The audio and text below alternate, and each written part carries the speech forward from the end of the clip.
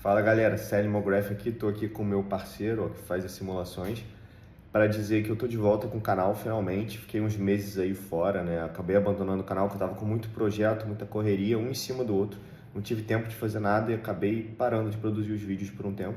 Mas eu tô de volta, prometo que eu vou gravar vários tutoriais e vários vídeos e pô, vai ficar irado, vários conteúdos que vocês vão curtir. Hoje eu vou trazer um conteúdo assim simples. Um amigo meu queria fazer uma cena de splash, dois líquidos que se colidissem, gerassem um splash interessante, mas não se misturassem. E aí eu tenho um setup que eu fiz no início de 2022, um projeto, né, que eu participei, vocês estão vendo agora aí na tela. Foi com a galera da Circa, né, um projeto que acabou iniciando para um cliente, o cliente desistiu no meio por questões lá jurídicas, enfim. E aí a gente decidiu continuar o projeto como um projeto de estudo, né? E aí ficou bem legal o resultado, tem várias simulações nesse projeto. Em breve eu vou trazer um tutorial de outra simulação desse mesmo vídeo, mas hoje é esse efeito desse splash que vocês viram. E é simples, assim, é rápido de fazer, mas eu acho que é um conteúdo bem interessante. Então vamos lá, vamos mergulhar no Houdini e aprender a fazer isso aí. Mas um detalhe que eu esqueci de falar, galera, se vocês quiserem acompanhar aí o conteúdo, enfim, os projetos da Circa, vale muito a pena, eles são muito brabos, estão chegando com tudo aí. Eu vou deixar o Instagram da empresa na descrição desse vídeo aqui. Então entra lá e acompanha que vocês vão curtir. Agora sim, vamos lá. Isso aí, galera, então a gente já está com o setup aberto aqui. E eu vou manter ele aqui só para poder buscar como uma referência mesmo de valores, né, quais os valores que funcionaram no setup, para a gente ganhar tempo. Mas eu vou recriar ele aqui do lado do zero para facilitar, beleza? Então eu vou criar uma esfera aqui, visualizar ela, centralizada mesmo, vou mudar para Polygon, subir um pouquinho a resolução. E a gente vai criar aqui um transformer. Esse transformer, eu vou só jogar um 3 aqui no eixo Y, para jogar ela para cima. Vou criar um flip source. Esse flip source nada mais é do que nosso source, né, a nossa fonte, a entrada do o input da nossa simulação, né, onde a gente vai criar as partículas. Vou selecionar aqui Output Fog. E aqui a gente já tem os valores, né, que é 0.014 aqui e 0.021 aqui. Então vamos lá. 0.014 aqui 0.021. Beleza? Então aqui já está o nosso source pronto. E aí eu vou criar um grupo. Esse grupo é um grupo de pontos. E aqui o nome do grupo eu vou colocar como líquido 1. Esse grupo aqui é para depois, quando a gente for puxar, né, separar os dois líquidos, né, a gente vai ter o líquido 1 e vai ter o líquido 2 aqui embaixo, e eles vão colidir, certo? Quando a gente quiser separar eles, eu preciso ter um grupo, né, para poder referenciar as partículas certas e poder separar elas do outro grupo, tá? Então isso feito, a gente vai copiar aqui para o lado e manter tudo igual, só vai mudar para -3, para que essas partículas aqui fiquem embaixo, e aqui botar como líquido 2. Vamos dar um merge, né? Clica em um, segura Shift, clica no outro, segura Alt, clica de novo, cria um merge para você automático. E aí aqui a gente vai criar DOPNet, só que ao invés de criar do zero, eu já vou puxar essa aqui, copiar ela. Vocês estão vendo que está faltando um nodezinho aqui, eu vou mostrar o porquê já já. Vamos visualizar ela aqui. Eu não vou abordar a DOPNet do zero, acho que não é o objetivo do tutorial.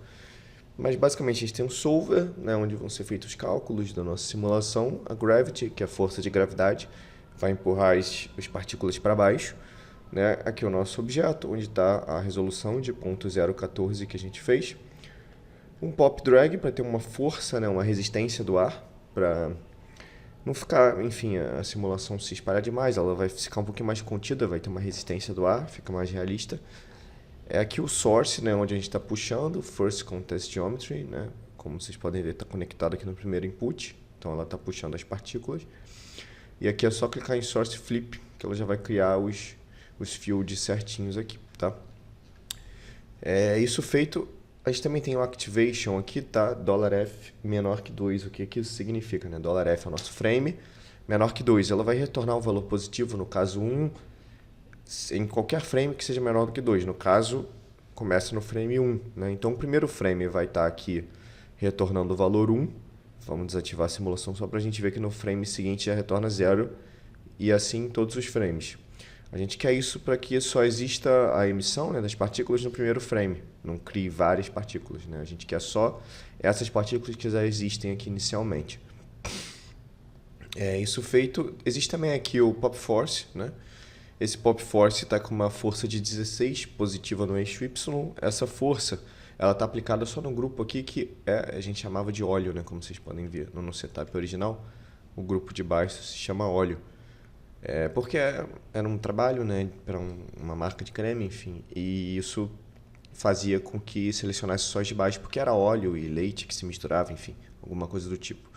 Então aqui a gente vai botar líquido 2, beleza? Com isso a gente vai aplicar essa força aqui, de 16 para cima, só nas partículas de baixo, beleza? Só nesse grupo aqui. Mais um motivo da gente ter separado em grupos, né? Isso ajuda também. Aqui o Activation também, mesma coisa, $F menor que 32, ou seja, todos os frames até o 31 vai estar ativa essa força.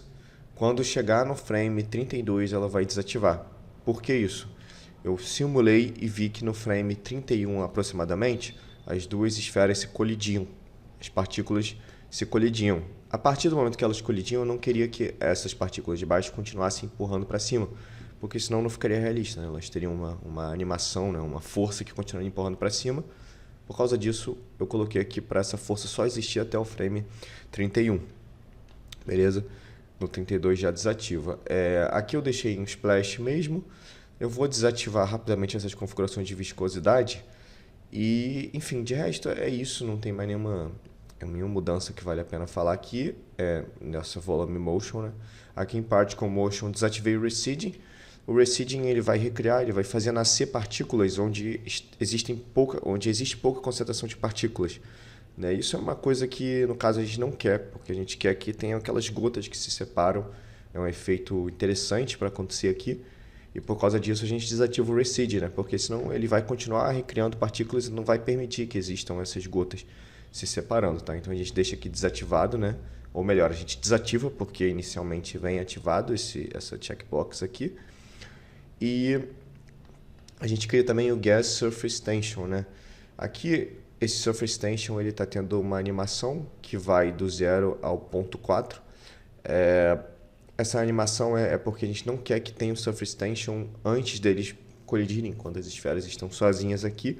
Então, mais ou menos por esses frames aqui acontece uma colisão, né? Eu tinha falado do frame 30, talvez seja aqui no 26, 28. Então, a gente tem essa animação para passar a ter o Surface Tension quando elas estão quase se encontrando. Surface Tension, né, a tensão da superfície, é uma força que vai fazer as partículas se aglutinarem. Essa força vai ser importante para a gente ter o efeito, tanto o efeito de tendril, né, que são aqueles tentáculos, quanto o efeito das gotas, como eu falei, que se separam. Né? Sem o Surface Tension não acontece isso. Então é importante ativar. E muito importante também mudar aqui, que vem como Set Initial, muda para Set Always.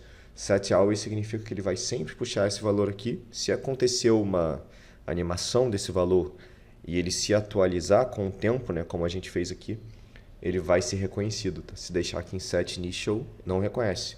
Vai reconhecer só o valor do primeiro frame. E aí a animação que a gente fez não vai ser reconhecida, não vai ser puxada. Acho que está tudo explicado. A única coisa que eu vou fazer é aqui em Physical, eu vou colocar um pouquinho de viscosidade. Eu vou botar a viscosidade aqui em 8, por exemplo. Vou botar em 10, né, para ficar mais fácil. Voltar para o primeiro frame, ativar a simulação. Vou simular e a gente volta quando tiver simulado.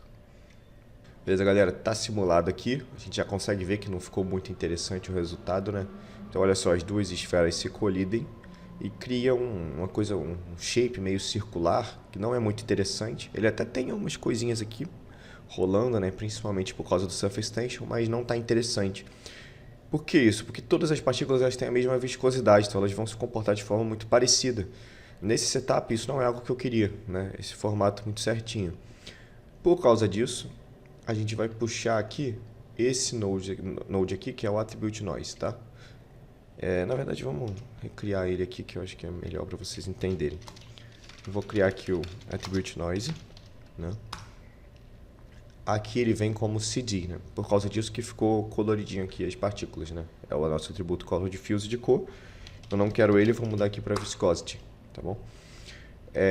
O atributo de viscosity não existia antes. Se a gente vir aqui botar informação, a gente vê que não tem viscosity em lugar nenhum aqui nos atributos.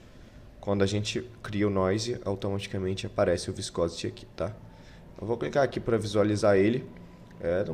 Nada muito interessante, né? Não está funcionando muito bem. Eu vou mudar algumas coisas. Primeiro, eu vou botar aqui mínimo e máximo o valor. Aqui eu vou botar de 0.2 a 1000, que são os valores que funcionaram para esse setup. Vou ativar o Remap Ramp aqui. Eu vou dar uma puxada nele para ficar mais evidente. E vamos ver aqui que a gente botou o Element Size em 0.2. Eu vou pegar, na verdade, isso aqui que já está pronto. Eu já fiz tudo nele, só não coloquei o Element Size em 0.2. Eu vou puxar esse node aqui, só para ficar exatamente igual. Vou deletar o que eu estava usando, tá? Então agora fica assim, ó, a gente tem o nosso attribute noise. Isso faz com que a gente tenha um atributo, né, que é randomizado, que ele tem um noise, ele tem uma turbulência. E isso vai fazer com que tenha aqui onde está vermelho, a gente tem o valor de 1000, onde está roxo, a gente tem o valor de 0.2, tá? Eles não estão com uma transição do 1000 para o 0.2 muito suave. Se a gente for puxando aqui, vai ficando mais suave um pouco. Por que não está muito suave, né? Porque a gente puxou essa Remap Ramp e deixou mais contrastado, né? A gente forçou o contraste. Isso vai fazer com que algumas partículas tenham pouquíssima viscosidade e outras sejam bem mais viscosas. Isso eu acho que é exatamente o que a gente quer para ter esse comportamento mais randomizado, mais diferente entre as partículas, né? Agora vamos vir aqui na DOPNet. Não adianta só simular agora, tá? Não vai funcionar, porque a gente precisa vir aqui na nossa DOPNet, Flip Solver, vir aqui em Volume Motion, Viscosity, ativar o Viscosity by Attribute. Pode ativar também o Solve Viscosity with Adaptivity aqui, tá? E vamos desativar aqui a visualização da viscosidade. Aqui no nosso Flip, aqui em Guides, a gente está como Viscosity para visualizar, tá? A gente pode vir aqui e mudar para Velocity, não tem problema. E aí vamos visualizar como que fica. Vou simular de novo e a gente volta já. Beleza, galera, já está simulado. A gente pode ver que agora está bem mais interessante o shape que se forma com a colisão, tá vendo? A gente tem aqui esses tentáculos que eu comentei. E também, indo mais para frente, tem várias dessas gotas, né, que vão se separando. Enfim, eu acho que isso fica bem interessante no setup, tá? Agora a gente pode dar um blast aqui para separar os dois grupos, né, como a gente tinha falado. Então aqui eu vou selecionar o líquido 2. Com isso eu estou deletando, né, todas as partículas do líquido 2. Com isso ficam só as partículas de cima, como vocês podem ver. Aqui eu vou copiar aqui do lado esse mesmo node e vou botar deletar não selecionados, ou seja, agora eu vou deletar todas as partículas que não são do líquido 2, né, desse grupo. Então, automaticamente eu fico só com as partículas de baixo. Eu consigo agora vir aqui e criar o Particle Fluid Surface. Esse node aqui nada mais é do que criar mesh, né? É um node bem simples, ele já vem setado praticamente certinho. A única coisa aqui é que você vai mexendo nos valores para ver quais funcionam. Aqui você vai trabalhar com resolução das partículas, né? Quanto menor aqui, maior a resolução da sua mesh. Voxel Scale, mesma coisa, né? Vai melhorar a resolução quando você diminuir aqui. O Influence Scale é basicamente a escala das suas partículas, né? Que você vai determinar aqui. Isso vai fazer a sua mesh ficar mais inchada, vamos dizer assim, ou mais fininha, né? E o Droplet Scale é a escala das suas gotas, né? O Droplet Scale que ele funciona melhor quando você aqui ativa aqui em Particle Motion Droplets, tá? Para ele conseguir detectar os droplets, ou seja, detectar essas gotas que se separam. Que eu vou visualizar. Vamos vir aqui para frente no frame 40, por exemplo. Vocês podem ver que já tem uma mesh acontecendo aqui, tá? Eu vou copiar aqui para o lado, mesma configuração, vou jogar aqui o líquido 2. Mesma coisa, mesh acontecendo. Eu vou dar um merge nas duas. Agora vocês podem ver, vamos voltar aqui para o primeiro frame, que existem duas meshes na cena, né? Eu vou criar uma cor, vou jogar aqui uma cor azul, por exemplo, só para a gente, vamos botar vermelho para ficar mais fácil de visualizar. Só para a gente ver que existem duas meshes diferentes, como vocês podem ver. Só que quando a gente vai vindo aqui para frente, elas estão muito juntas, Tá vendo? Olha só, vamos esperar carregar, frame 40. Elas estão muito juntas. É como se as duas estivessem ocupando o mesmo espaço, tá? Isso acontece, primeiro, porque as partículas estão muito juntas, né? E segundo, porque quando você cria uma mesh, você, de certa forma, incha as partículas, né? Você faz elas ficarem maiores, enfim. Você cria uma escala ali maior, né? A mesh ela tem uma grossura, vamos dizer assim. Então, isso faz com que elas acabem ocupando o mesmo espaço, tá? Isso não é algo interessante, não é o que a gente quer, né? Então, basta aqui de forma muito simples você vir aqui criar um transform na sua mesh de baixo e botar aqui, por exemplo, menos 0.1, né? Isso vai fazer com que as meshes não se misturem. Reparem agora que elas estão colidindo, mas não estão se misturando, tá vendo? Agora o efeito fica muito mais interessante, inclusive quando a gente volta, né, a alguns frames, quando elas ainda estão começando a se colidir, olha só. Existe uma separação, que é exatamente o que a gente busca nesse setup, né? Que os dois líquidos se colidam, mas não se misturem, entendeu? Então aqui no frame 43, por exemplo, que é um frame mais para frente, a gente consegue ver que existem gotas interessantes, ó, dos dois líquidos, tá? E eles não estão se misturando. Claro que vamos voltar mais uma vez aqui dentro da nossa simulação. A gente tem aqui no nosso Behavior in Particle Motion, a gente tem aqui ativado Add ID Attribute, tá bom? Esse atributo é importante, ele vai criar um ponto de identificação, né? É semelhante ao PT Number, né? Que seria o nome dos pontos para cada uma das partículas da sua cena. Esse ID ele é importante para você gerar um retime, tá? Então aqui a gente tem um retime feito, uma animação. Vamos visualizar aqui no nosso... Aqui não vai dar para visualizar porque não está simulado, né? Vamos puxar ele para cá. Vamos jogar esse retime aqui. Para a gente visualizar que ele está aqui em 2 de velocidade, ou seja, as partículas estão indo mais rápidas, né? Colidirem entre si. E aí, a partir daqui, existe uma simulação até ponto 13, ou seja, fica bem mais lento, né? A gente visualizando isso, fica assim, ó. Esse retime é interessante, né, para a nossa simulação. Beleza, basicamente é isso, galera. O setup é bem simples, é bem curto, é rápido de fazer, mas eu acho interessante porque a gente aborda algumas coisas, né, como a viscosidade variável, que é muito importante para ter um shape legal com a colisão. A gente aborda também a questão de você separar os grupos, né, que também é importante para você conseguir controlar eles separadamente. E esse transform aqui que faz toda a diferença, quando ele move uma das meshes um pouco mais para baixo e faz com que elas não se misturem, tá? E além disso, também a gente aborda um conceito muito importante aqui, que é o Gas Surface Tension, tá? Isso é importante para a gente ter esse comportamento do líquido, né, que separa esses tendrils interessantes e essas gotas. Queria também trazer alguns pontos, né? Como eu falei lá no início do vídeo, esse setup eu fiz ele no início de 2022. Eu estudei e eu evoluí desde dessa data, né, que eu fiz esse projeto aqui.